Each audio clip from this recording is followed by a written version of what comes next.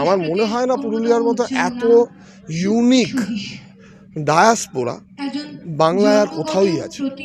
এত unique diaspora in terms of language, মানে ভাষার জায়গা থেকে, রিদমের জায়গা থেকে, পরবের জায়গা থেকে, অ্যাগ্রিকালচারের বিভিন্ন ধারার জায়গা থেকে, বিভিন্ন কালচারের মানুষের সংমিশ্রণের জায়গা থেকে আমার মনে হয় পুরুলিয়া অত্যন্ত নেসেসারি একটা জায়গা, যেটা একটা খুব মানে শক্তিশালী একটা বাঁধন আমাদের সামনে এত বছর ধরে প্রেজেন্ট করে আসছে। তো সেখানে আসবো না? ফোক শিল্পীকে পেলাম, গাছ দাদুকে পেলাম, মাটির কথা হলো, দারুণ লাগলো। করে বিনিময় করছেন। এইটা তো প্রাইসলেস, মানে এ তো পয়সা দিয়ে কিনতে পারবো না। মানে এই যে আসছি, আমি যেটা নিয়ে যাচ্ছি সেটা তো আমি কোথাও মানে গিয়ে বা শহরের বড় বড় ফোক মেলায় গিয়ে পাবো না।